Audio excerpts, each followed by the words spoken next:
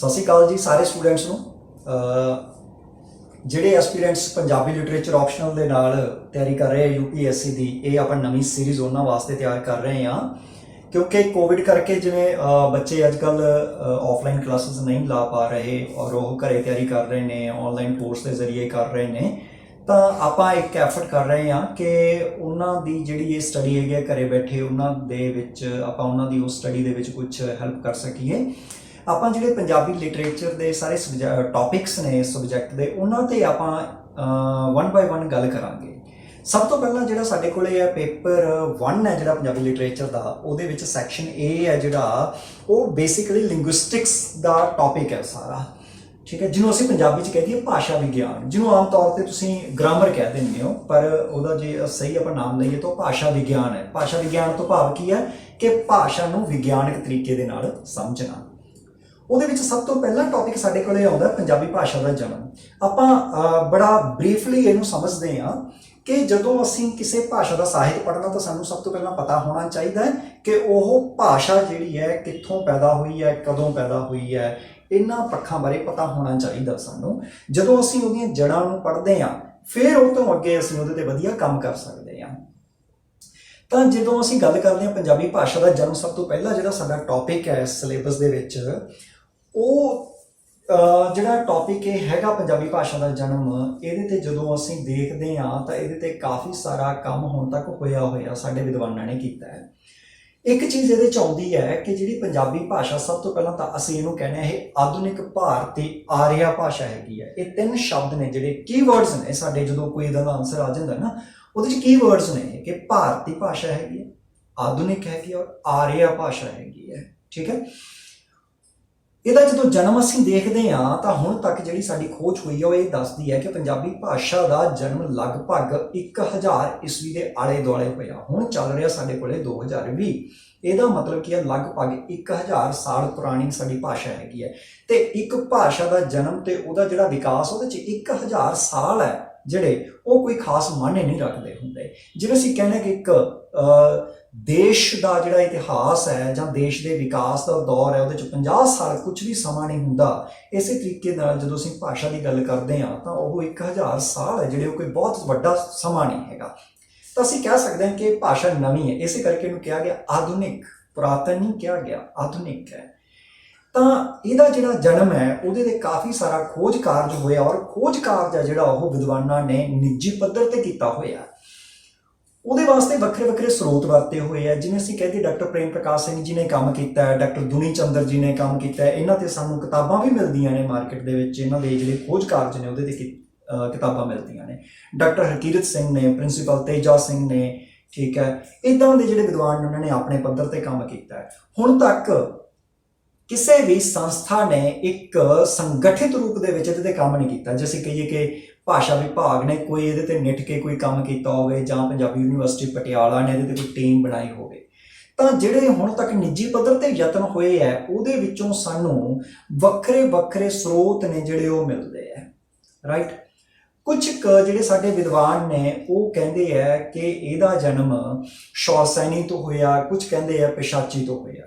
ਤਾਂ ਇਹ ਸ਼ੌਰਸੈਨੀ ਜਾਂ ਪਿਸ਼ਾਚੀ ਇਹ ਕੀ ਨੇ? ਇਹ ਪ੍ਰਾਕ੍ਰਿਤਾਂ ਨੇ। ਹੁਣ ਅਸੀਂ ਗੱਲ ਕਰਦੇ ਹਾਂ ਵੀ ਇਹ ਪ੍ਰਾਕ੍ਰਿਤਾਂ ਕੀ ਹੈ, ਇਹਦਾ ਮਤਲਬ ਕੀ ਹੈ, ਪ੍ਰਾਕ੍ਰਿਤ ਹੁੰਦੀ ਕੀ ਹੈ।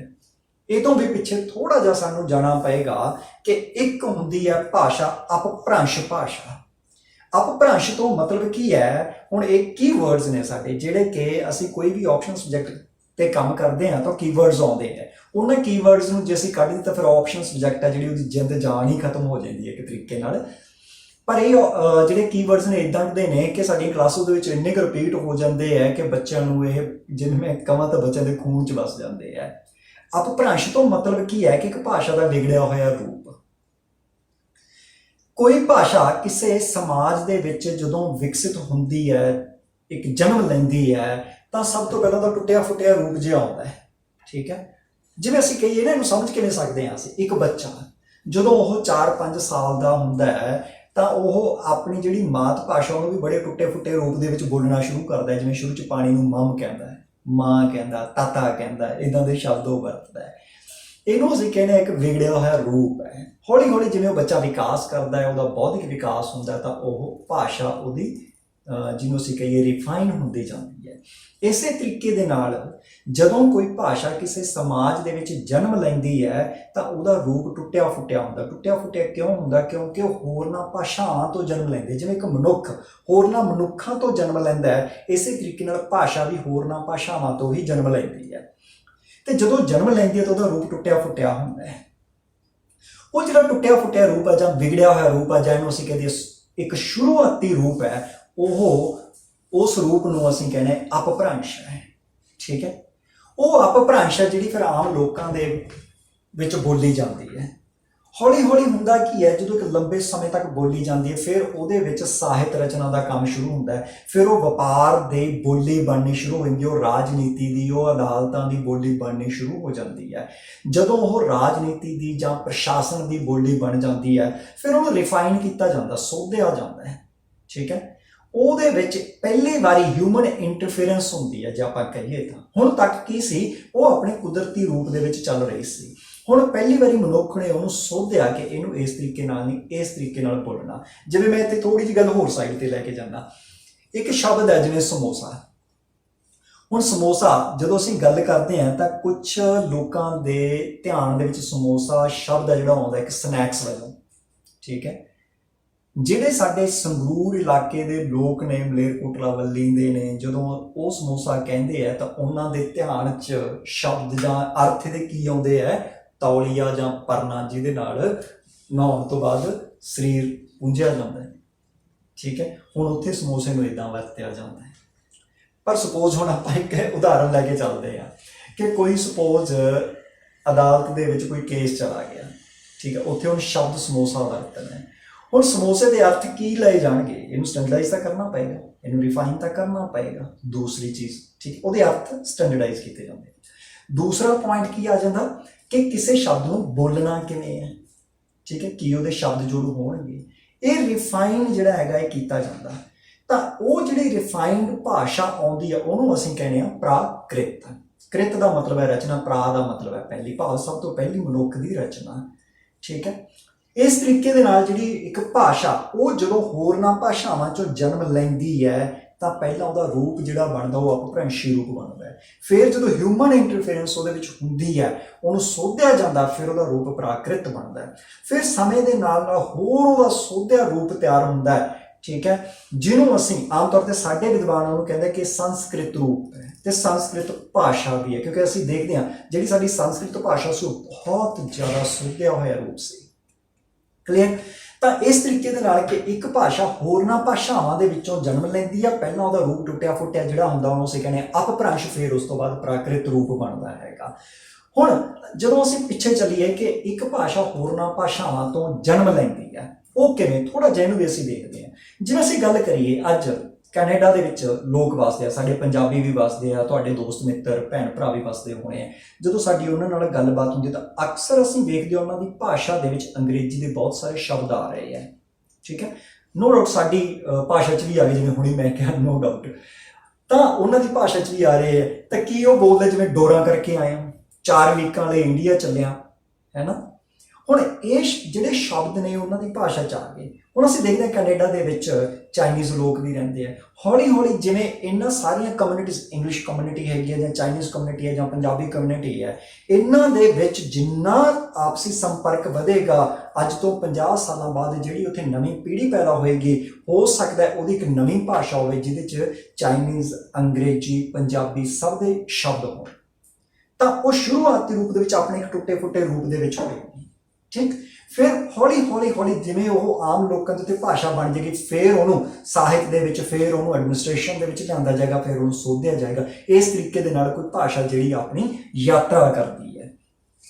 ਤਾਂ ਫਿਰ ਕੀ ਸਮੇਂ ਦੇ ਨਾਲ ਇਹ ਇੱਕ ਜਿਹੜੀ ਹੈਗੀ ਇੱਕ ਕੰਟੀਨਿਊਮ ਹੈ, ਜਿਹਨੂੰ ਅਸੀਂ ਕਹਿ ਦਈਏ ਇੱਕ ਕੰਟੀਨਿਊਸ ਪ੍ਰੋਸੈਸ ਹੈ ਕਿ ਇੱਕ ਭਾਸ਼ਾ ਤੋਂ ਹੋਰ ਭਾਸ਼ਾ ਪੈਦਾ ਹੋਗੀ, ਉਹ ਭਾਸ਼ਾ ਜਿਹੜੀ ਹੋਰਨਾਂ ਭਾਸ਼ਾਵਾਂ ਦੇ ਸੰਪਰਕ 'ਚ ਆ ਗਈ, ਉਹ ਤੋਂ ਫਿਰ ਇੱਕ ਭਾਸ਼ਾ ਪੈਦਾ ਹੋ ਗਈ। ਤਾਂ ਇਸ ਤਰੀਕੇ ਨਾਲ ਕੋਈ ਭਾਸ਼ਾ ਦਾ ਜਨਮ ਹੁੰਦਾ ਹੈ। ਆਪਾਂ ਵਾਪਸ ਚੱਲਦੇ ਹਾਂ ਕਿ ਸ਼ੌਰ ਸੈਣੀ ਪ੍ਰਾਕ੍ਰਿਤ ਦੀ ਜਿਹੜੀ ਗੱਲ ਕਰ ਰਹੇ ਸੀ, ਤਾਂ ਡਾਕਟਰ ਪ੍ਰੇਮ ਪ੍ਰਕਾਸ਼ ਸਿੰਘ ਜੀ ਨੇ ਜਿਹੜਾ ਖੋਜ ਕਾਰਜ ਕੀਤਾ ਉਹਨੂੰ ਅਸੀਂ ਸਭ ਤੋਂ ਵੱਧ ਆਥੈਂਟਿਕ ਮੰਨਦੇ ਆ।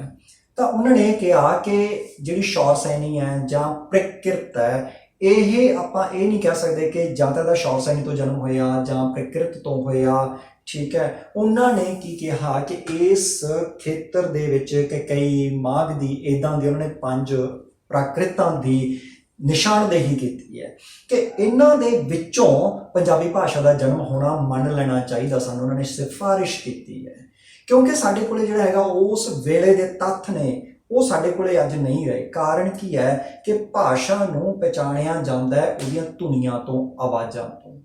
ਤਾਂ ਸਾਡੇ ਕੋਲੇ ਕੋਈ ਰਿਕਾਰਡਿੰਗ ਦੇ ਸਾਧਨ ਨਹੀਂ ਸੀ ਉਸ ਵੇਲੇ। ਦੂਸਰਾ, ਇਹ ਜਿਹੜੀ ਭੂਮੀ ਹੈ ਰਾਜਨੀਤਿਕ ਉਥਲ ਪੁਥਲ ਦਾ ਇੱਕ ਪਲੇਟਫਾਰਮ ਰਹੀ ਹੈ, ਮੈਦਾਨ ਰਹੀ ਹੈ, ਤਾਂ ਅਸੀਂ ਉਹ ਸਾਰੇ ਸਰੋਤ ਸਾਡੇ ਕੋਲੇ ਅੱਜ ਅਵੇਲੇਬਲ ਨਹੀਂ ਹੈਗੇ।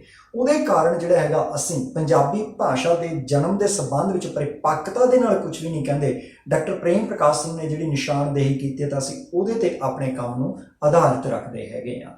ਸੋ ਅਸੀਂ ਇਹ ਕਹਿੰਦੇ ਕਿ ਪੰਜਾਬੀ ਭਾਸ਼ਾ ਦਾ ਜਨਮ ਹੈ ਜਿਹੜਾ ਉਹ ਪ੍ਰਾਕ੍ਰਿਤ ਜਾਂ ਅਪਭ੍ਰੰਸ਼ਾਂ ਤੋਂ ਹੋਇਆ। ਜਿੱਥੋਂ ਤੱਕ ਅਸੀਂ ਇਹਦੀ ਜੜ ਤੇ ਜਾਂਦੇ ਹਾਂ ਤਾਂ ਜੜ ਜਿਹੜੀ ਅਸੀਂ ਪੰਜਾਬੀ ਭਾਸ਼ਾ ਦੀ ਉਹ ਜੋੜਦੇ ਹੈਗੇ ਆ ਸੰਸਕ੍ਰਿਤ ਦੇ ਨਾਲ, ਜਿਹਨੂੰ ਅਸੀਂ ਕਹੀਏ ਕਿ ਇਹਦੀ ਪੜਨਾਨੀ ਜਾਂ ਪੜਨਾਨੀ ਦੀ ਵੀ ਪੜਨਾਨੀ ਹੈ ਜਿਹੜੀ ਉਹ ਸੰਸਕ੍ਰਿਤ ਭਾਸ਼ਾ ਬਣਦੀ ਹੈਗੀ ਹੈ।